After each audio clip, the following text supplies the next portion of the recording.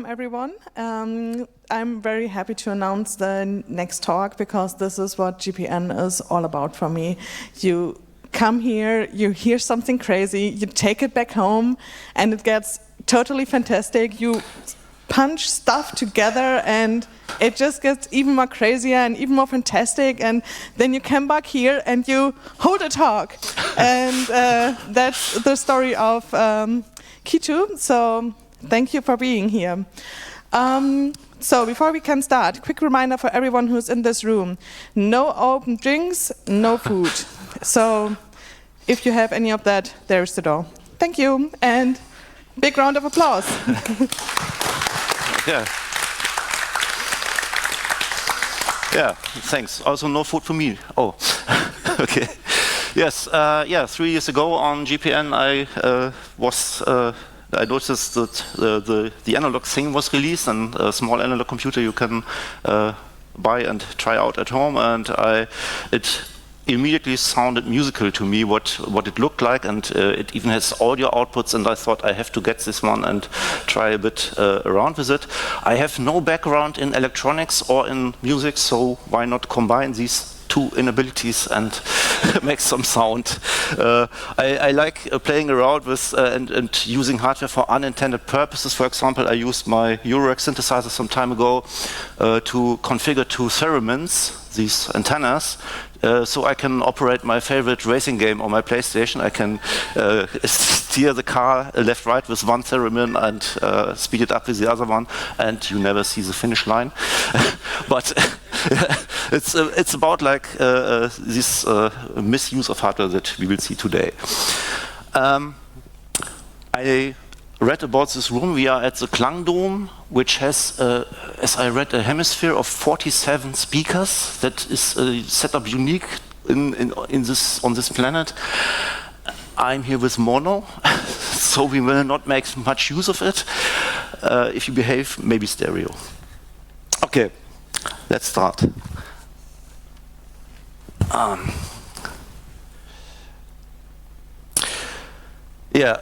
Quick overview. I will tell you some basics about, very basics about analog computing and eurorack, which is the de facto synthesizer standard, and then we go through a bigger and a smaller setup as the central part. I spent some words on what could you do if you want to try this at home, and if there's some time left, we can do some questions. There will be also tomorrow at 1800 there will be a seminar room where we can everyone who likes can join, and we have 2 hours for further questions or a jam session or whatever.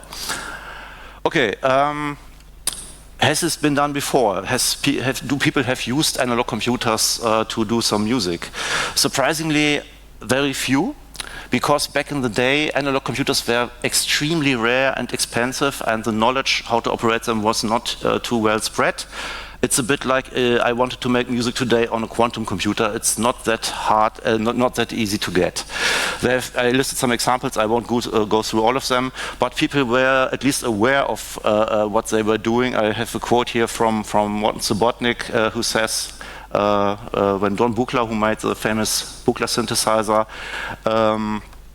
when he asked Don Buchla, it was clear that they, in effect, they wanted an analog computer for making music, but a bit cheaper than an analog computer. I found a very beautiful looking example, the ACAD-1 analog computer on Wikipedia, and it's a perfect entry because they listed everything that an analog computer doesn't have. Maybe they picked the wrong category, but yes, they are right. It has no processor, no memory, no graphics except the scope. I doubt that it has no sound. We come to that later. And yes, it also has no operating system. And it came to my mind, it looks a bit like an ancestor of Wall-E. I don't know. Okay. Let's come to the positive facts. What are analog computers, basically? The name does not come from analog voltages or analog values, but more from the term of an analogy. It is built for exactly your problem as an analogy to the problem. So you're building it by patching cables. You're building a machine out of separate elements. Typically, it will be electronic. It is made modular, and you have some basic operational functions like integrators, summers, etc. And you connect them and build your own machine. Computation is scaled to the range of -1 until +1. And the machine unit defines how many volts that would be. Typically, 10 volt would correspond to +1.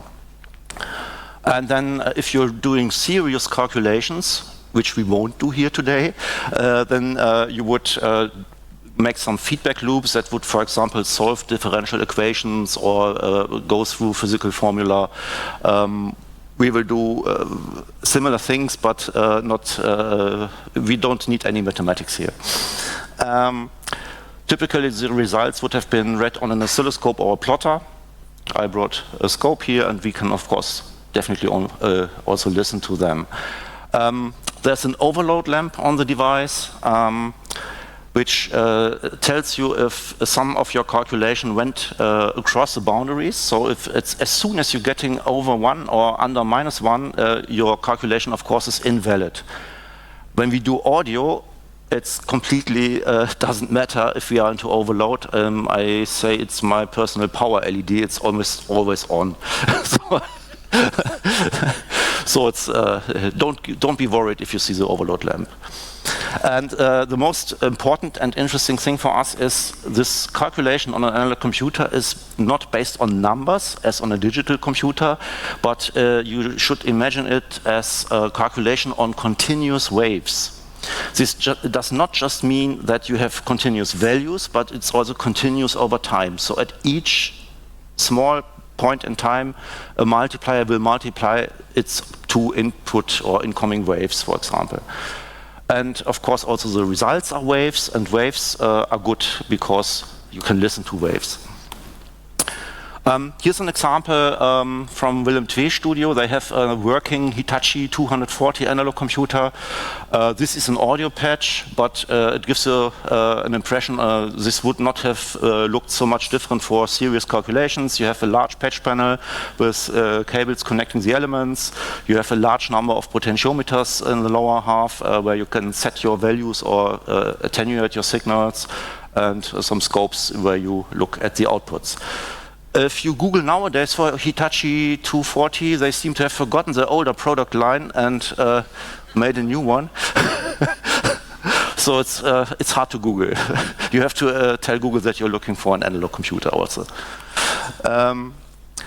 Yeah, this is a bit closer view. Hans Kulk made some days ago a patch on his device, a certain so-called Ueda attractor. You see here, it's pointless to zoom, but you see here a bit better. There are some very large jacks that are thought to make several connections at once, because some elements can be switched and they need multiple signals to be switched. And yeah, this is how it looks from close. And the scope view is a bit mirrored, but you can see at least a spiral from the attractor here. Okay. But these old devices, of course, are almost impossible to get nowadays, and if you get them, they are broken, and no one knows how to repair them except Bernd Ullmann, of course. But yeah, you would better buy his brainchild, the analog thing. It's introduced, I think, 3 or 4 years ago. Non-profit, open hardware. It has a 10-volt machine unit. It has 2mm banana jacks, these flimsy little ones, and that can be stacked. That's quite practical. It has, which is very practical, it has on it as its output, it has audio jacks, because it's intended to get a cheap scope solution, so you can attach it to your sound card and use a software scope. But of course, for my purpose, it's even more suited. It's built for educational purposes typically, and it is totally not a synthesizer. Definitely. Okay, here's the front view. I also stole from the web page, but you can see how it's built up. Yeah, it zooms. We see more details in the next slides, but basically it has 5 integrators, 4 summers, 4 inverters, 2 multipliers, and 2 comparators. And we will have a closer look at them. You can imagine an inverter is just changing the sign. It turns plus to minus. Of course, always think of waves better than of numbers here. A summer is summing up the waves, but a summer is also as the integrator will invert also the result. So 1 and 1 will be -2. This is for some electronic reasons that I don't know much more about. Multiplication is possible, and you can compare two values, meaning A and B, the signals A and B will be added, whatever you enter here, and depending if the result is greater equal or lower equal, this or this output input will be sent to the output. So you can select between two signals. If someone is a bit familiar with assembler programming, it's comparable basic. You always need some kind of comparing, otherwise you would be a bit too limited. And from these elements, we will do computations in quotes that have only one purpose: to sound good or interesting.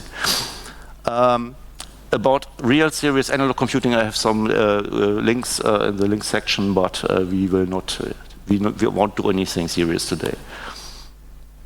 The most important element of an analog computer is the integrator. It's a capacitor, as I learned, and it integrates just by collecting all incoming positive or negative signals. I hope I won't be criticized too much by real electronic people. I think this is not electronically perfectly correct, but for me it's just collecting the incoming signals. So for example, if you enter a low positive signal, it will slowly raise. If you enter a high signal, it will raise quicker, and a negative signal, of course, will do the opposite. So this means that an integrator or a capacitor has a state. It has really a state. Compared to every other element, which is completely stateless. And it's only the only element that lets you define the speed or how fast or slow things happen. And of course, if you want to do any sonic things, you need to control the speed of your waves. It has three basic modes: initial condition, operate, and halt. Initial condition is meant to set an initial value for your integration as an initial result. In that mode, all other inputs are ignored, and you can, via the IC jack here, you can just set the value it should start with. And as soon as you leave the IC mode, typically you go to operate, then that input is ignored, and it starts collecting, as I mentioned, the values and outputting the up-to-date or the current integral. It also has a halt mode, which disconnects everything basically as long as you are in hold mode, so you can read it out to read the result or to debug your schematics. It's a bit like a debug mode, and if all integrators in your system send the same halt signal, you basically hold the whole system at once. So it's really like pressing the stop key, but an integrator has always some leakage, so don't hold too long because it will slowly change. Okay, then some very quick basics for eurorack. The de facto standard for synthesizers. I think I won't even read through all of this. The sheets will be available for download later.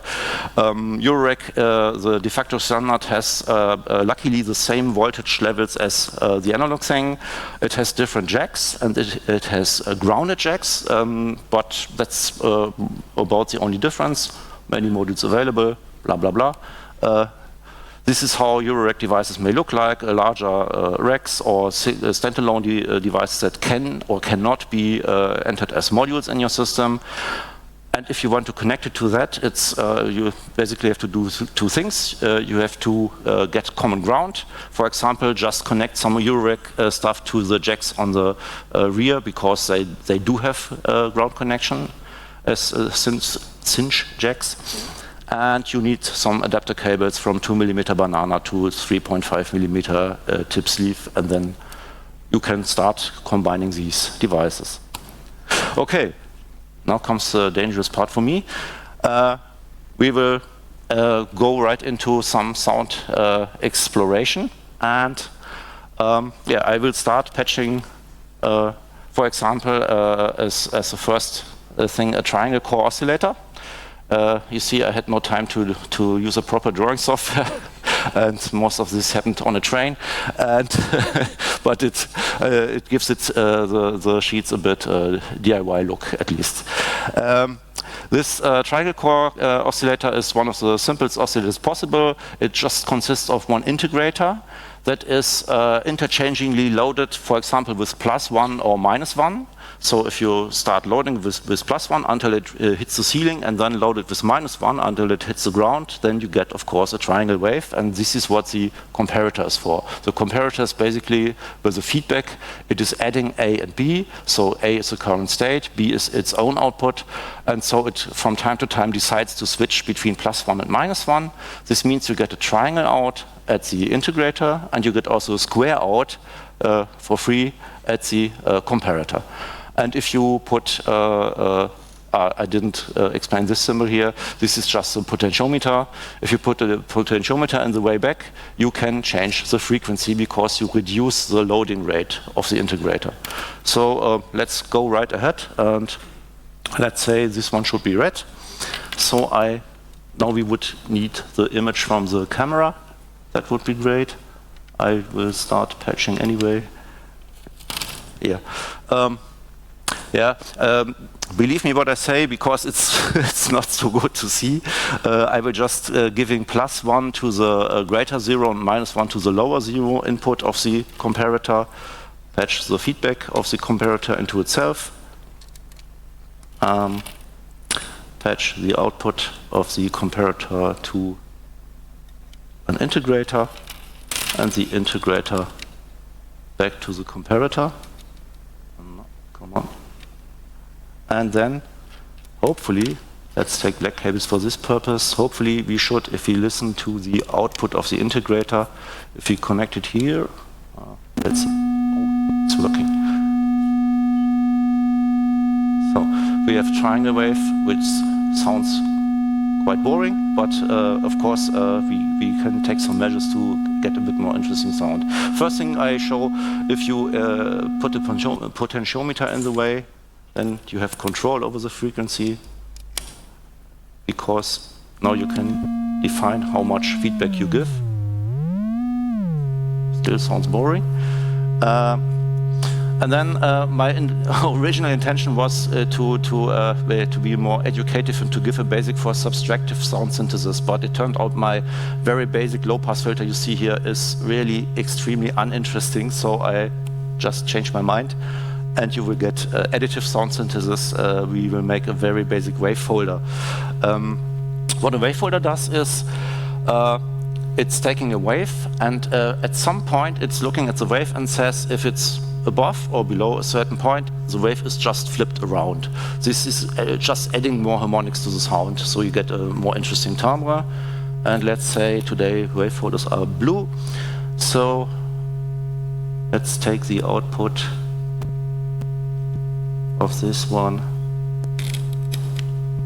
And what I'm doing is the wave will basically control itself, means if it's if the A plus B sum is positive, the wave will stay the same, and if the sum is negative, it will just get inverted. This is quite easy to patch.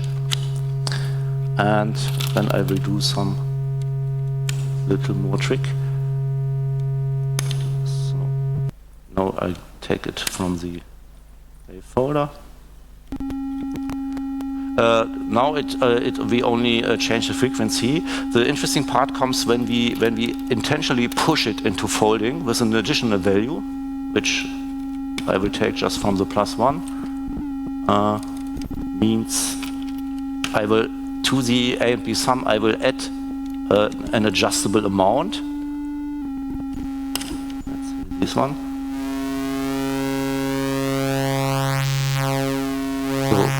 This is giving much more flexibility over the sound. It looks a bit irritating on the scope. It's sometimes it's having a hard time to trigger it correctly. Yeah. So this is our first step into a bit more timbre control. And yeah, the next step would be to do something rhythmically with it. And I will skip to here. I attached a sequencer, a eurorack sequencer, which has 2 channels, A and B. Each channel can have up to 8 steps. The standard trick is to have it configured that one channel has 8 steps and one 7, because then it takes quite a time until it repeats. So I will just remove one active step here. And how do we control the sequencer? We could let the sequencer run on its own and send its signal, like its gate signals from here to the analog thing, but it turned out more practical to do it the other way around. This means currently we are into the normal operation mode. The integrators are constantly working in operate mode. What I do now is I go to repetition mode. You hear that it is repeating. This is a repetitive calculation. Typically, to see something on a scope that should be repeated many times, I can change the repeat time. So often that you don't even hear it anymore.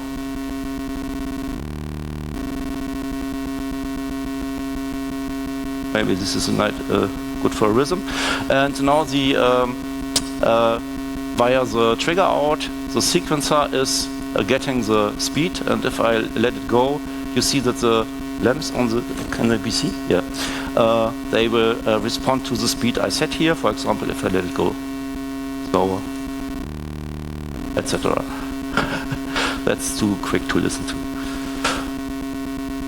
So, this means now we are getting for 2 channels, we're getting per channel we're getting a gate signal and a CV signal. The gate is meant to trigger something, for example, to define the beginning of the next tone, and the CV signal is meant to define a more precise value, typically a pitch value or a filter value.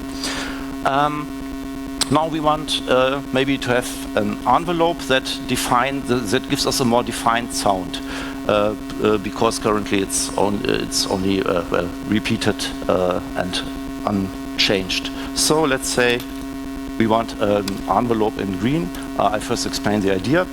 The gate signal will be high or low. So the idea is, if I put a gate signal in an integrator that is set to slow, I think I forgot to mention that, you can set an integrator to slow mode, which makes it 100 times slower, which is perfect for having like a ping or so. We set it to slow, and we're giving it a feedback that we can control.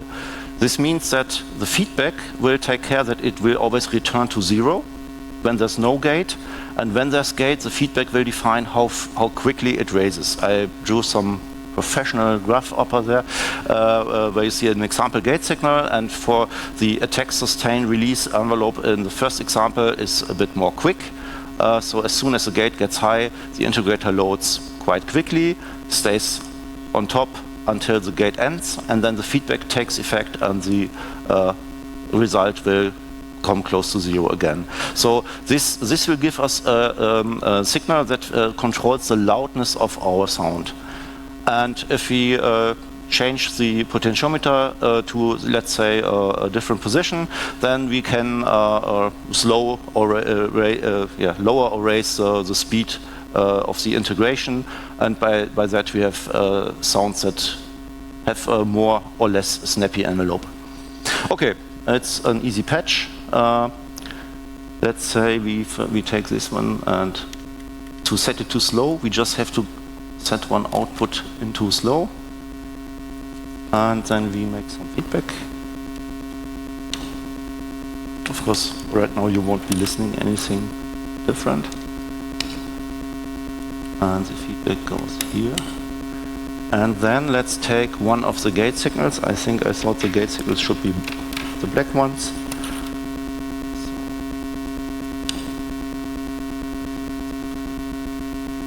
So, and then what we want to do then is we just have to multiply both signals.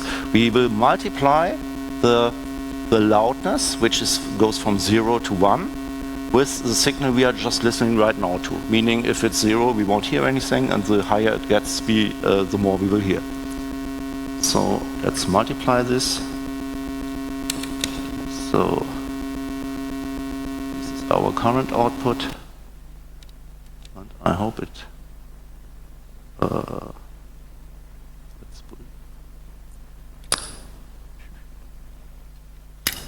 Enjoy the silence. So.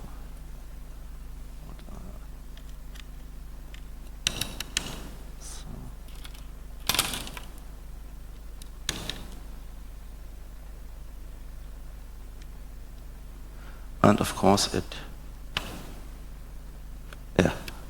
should also be connected. Let's take this gate, and I don't know which one I got. Aha. So maybe not too much difference right now. But now you hear a shorter.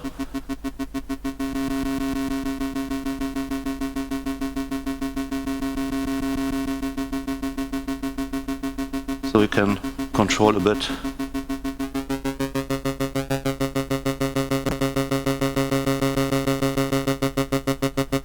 Okay, so now we have more of a defined tone, and we have a parameter that we can vary for some different effects. Then let's also use the envelope not only to change the loudness, but also to change how far we drive the audio signal into this wave shaping effect, like this one. We can let the wave also control this, because we can just add these two effects. I will take it out from here into an adder, let's say this one. And the envelope was green. Take the envelope. Come on. So.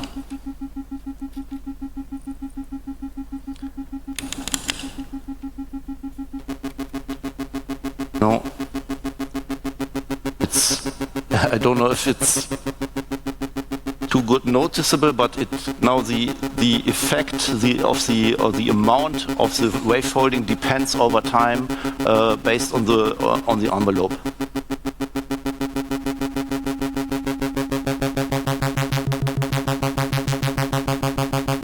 Let's keep it this way for the moment. Come on. So, oh no, this was too far ahead. And then let's add another oscillator. For example, a sine wave oscillator. Some words about sine wave.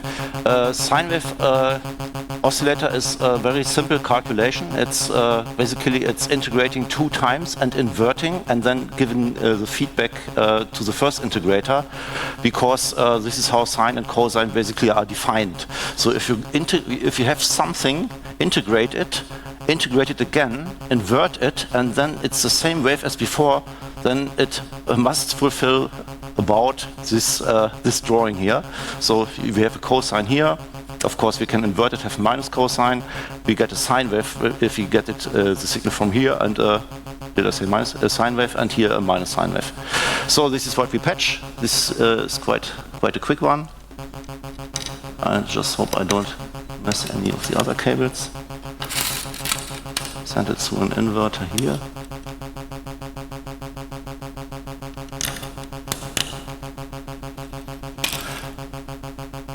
And before I close the circuit, I will give it a potentiometer so that we can control the frequency.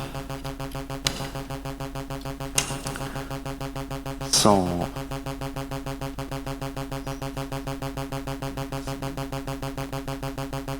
I think I meant to make 10.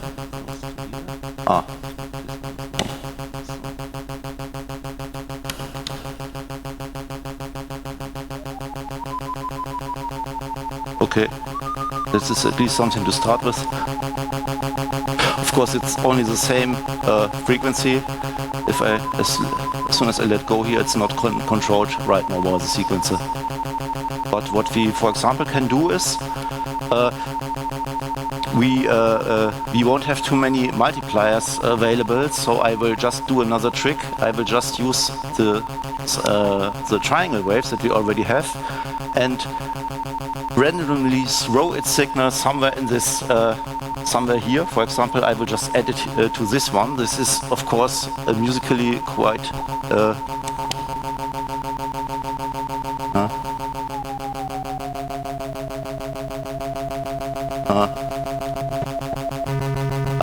better to hear.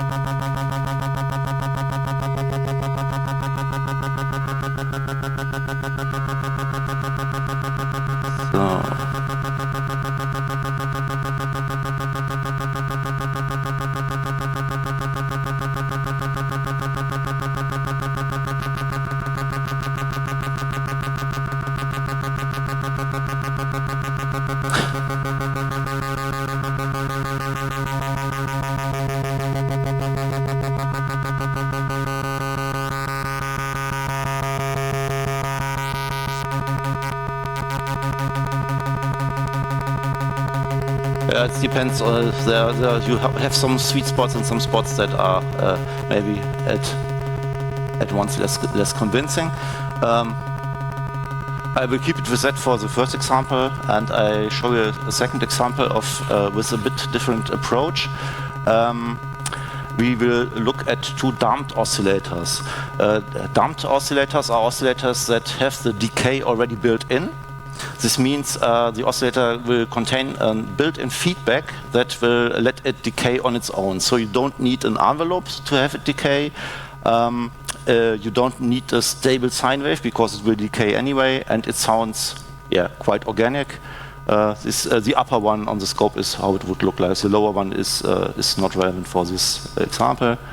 And this is how this patch looks like. I will just, for a moment, remove the sound outputs here. And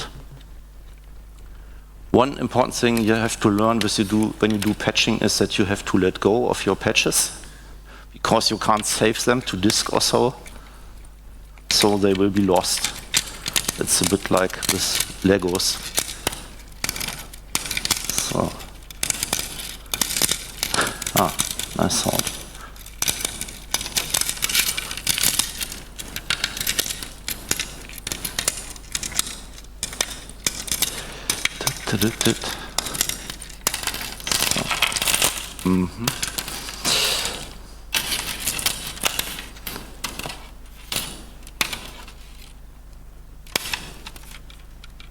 So we start again with the first sine oscillator. To the schematic, you see that it is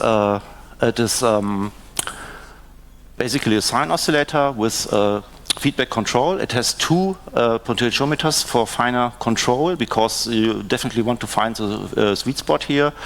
And basically that's the only difference. So let's just start with this one.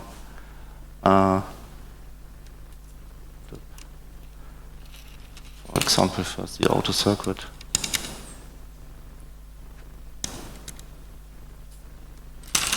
Oh, don't get into the power jacks.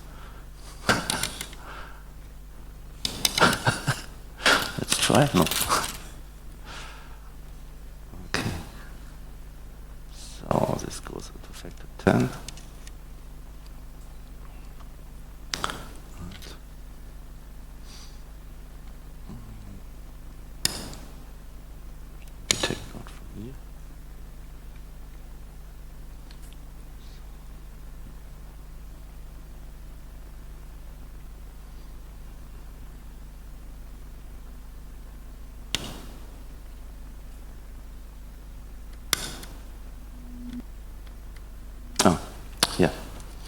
I forgot one very important thing, the initial condition for one of them. must be set because it will be reset so quickly. So this is currently just a normal sine wave, and then we insert the damping from here.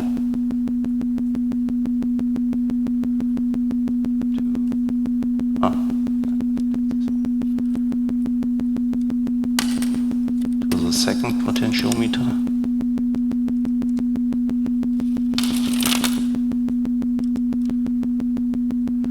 And to the one-weighted.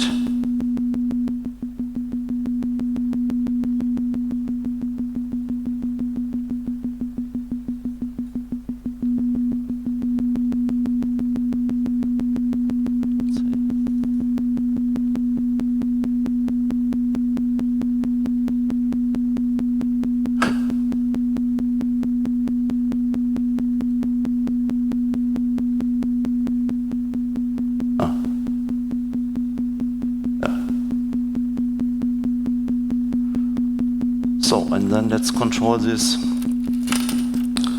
by, let's control the frequency by the CBA, which would be this signal.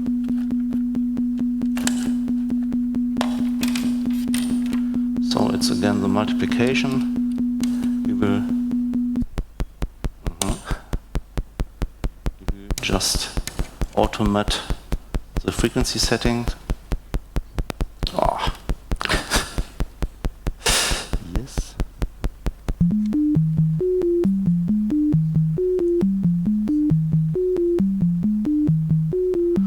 So, and we will do just the same again, and then we can play around a bit with the combination of the two.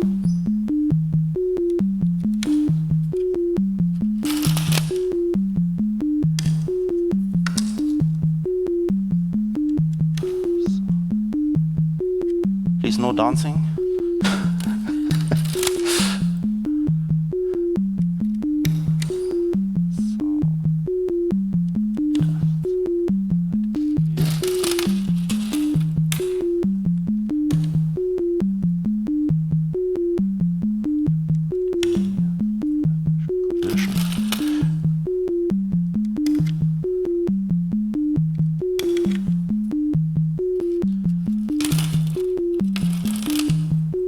Typically, you always know your patch only when you're just patching it. Sometime later, it is hard to recognize what you did anyway.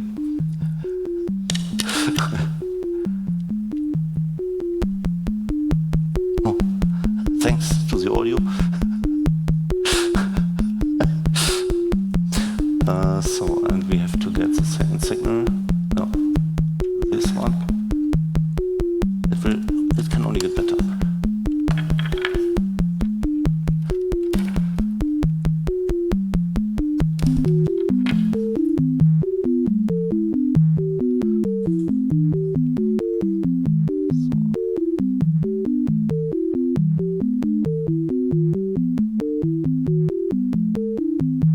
And then what I will take as a final step is I will make some I have no multipliers left, but I will do a pseudo multiplication with a comparator of both signals and listen to a combination of both.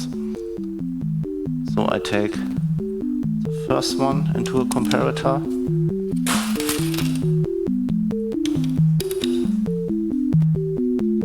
And also the second one on the B side of the comparator.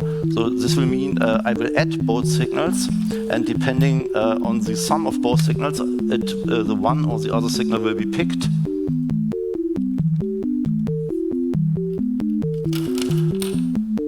And let's send this to one of the outputs. Okay, I have to remove another one.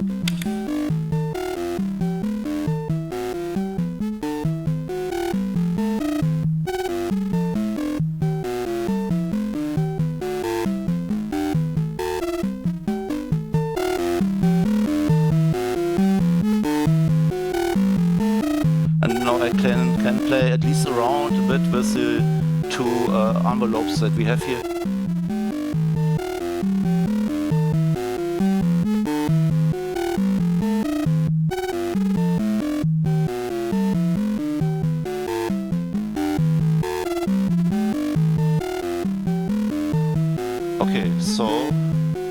this is how to make some noise with an analog computer that already was an analog synthesizer in the first place. I think something went here wrong with the full screen. So, of course, there are loads of analog sound technologies that have been developed in the last decades. So you have a large field of experimentation. I will not go through everything of them. I also did it the other way around some months ago. So I used eurorack modules, analog eurorack modules, that had simple tasks in the eurorack and built them together to form a kind of analog computer. I mean, of course, it's you shouldn't do your rocket science on it, but things like this can also be done the other way around. So you can do, for example, this is how it looks in reality. As you can easily see, this is a non-linear chaos generator here. And for example, I patched through zero triangle core oscillator, and at least everything sonically worked out. Of course, say goodbye to precision, but it's of course another fun way to approach this topic. Why on earth would you do this? I mean, this is the most complicated and worrisome way to make sound. But I think we are listening, in the end we are listening to waves, and I find the idea beautiful to build waves just out of waves instead of bits and bytes. You will learn a lot about how your sound is what it's originating from, and get a better understanding. It has many limitations, and limitations are great for getting you creative. And you have frequently I have to laugh out loud because something sounds so different than I expected it to sound, and so you will have lots of funny incidents and accidents. So you will definitely not get something unheard, but you get at least a whole different way to your sounds. Yeah, it's just a nice quote from David Tudor, who was on the experimental side and who was not going into sounds with an intention, but more as a discoverer, like how does my synthesizer want to sound today? Okay, if you want to try this at home, the analog things, sadly, as far as I've heard, they are not currently planning another batch, so it might be for the next time sold out. I don't really know. It's open source hardware, you can try to build your own, and as far as I've heard, the documentation is quite good.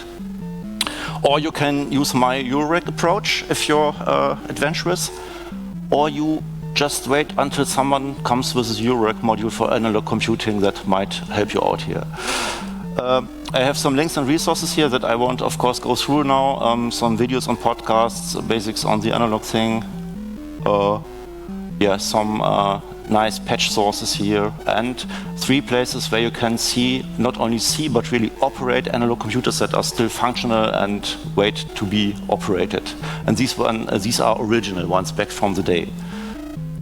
Okay, I want you, if you're interested and want to jam together or have more questions, then maybe we can shuffle today here. Tomorrow from 1800 till 20 in room 106, there will be a, I don't know, workshop, jam, whatever, Q&A. Don't listen to fully booked or so. I mean, we can just gather outside the room, so if we're too many, we find a place. Yeah, I would be happy to see you there. That's it from my side. I don't know if you have time enough for some questions right now. We do? Okay, cool. First of all, a big round of applause, and thank you so much for those awesome tunes.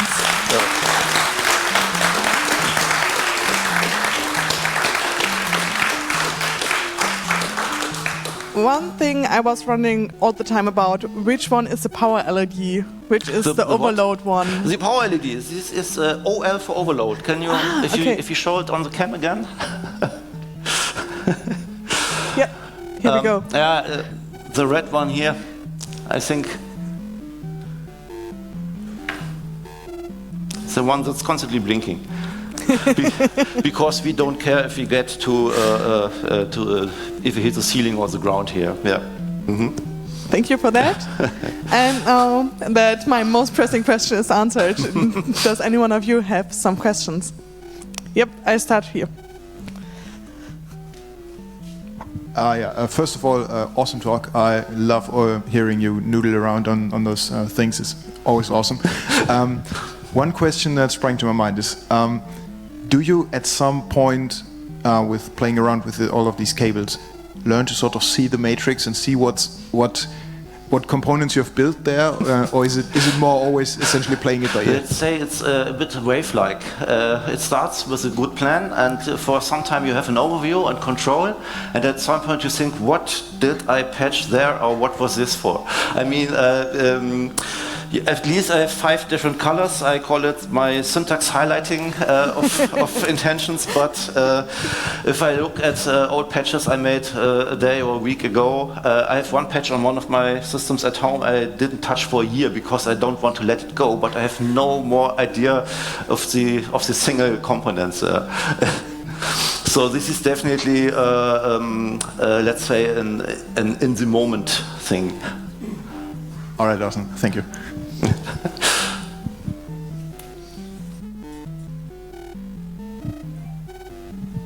With analog computing thing, like, is it like you calculating always equations simultaneously you do the music? Because it feels like a bit, it's only a feeling, I can't really say if it's right, but if you can describe everything with a function you're doing for every sound of music and can jump in like the calculations and perform different things, I'm not, is it a thing you're doing in your head, like thinking it in equations, or more like thinking it in a logic grid? Typically you just want to, in the end, you need only something that sounds nice, and you can try around. You can use these functions just as building blocks to build up something that oscillates and gives you some sound. Or of course, you can also go the mathematical approach. I mean, you saw my bad explanation of the sine wave. I'm more on the experimental side, and this is about oscillation. And if it comes to wave distortion, I read a definition of wave distortion, which means the task of distortion is to destroy a wave by any means. You just want to destroy the wave and add some harmonics and have as many control knobs as possible involved. But it would be an interesting talk to find out the formulas in reverse that you're listening to, but I don't care about the formula too much. But thanks for the question. Any other questions? Yes. Would it be also possible to control the analog synth with like an external sequencer, or like the clock rate of it, sort of? This sequencer is currently controlling the other way around. Okay. Exactly. Yeah. Okay. The analog thing is just giving via the trigger output. It's just giving the next step command to the sequencer, and then the sequencer is sending the CV and gate signals back to the analog thing. Maybe I did not make this clear enough. So I have 2 gate and 2 CV signals coming back to the analog thing. Okay. Thank you. Mm-hmm. Anyone else? Well, there is also the workshop tomorrow at 6 p.m. So everyone sign up, even though it's fully booked. We'll find a place for you. Yeah. And again, thank you so much for showing up this awesome technology. Yeah, you're welcome.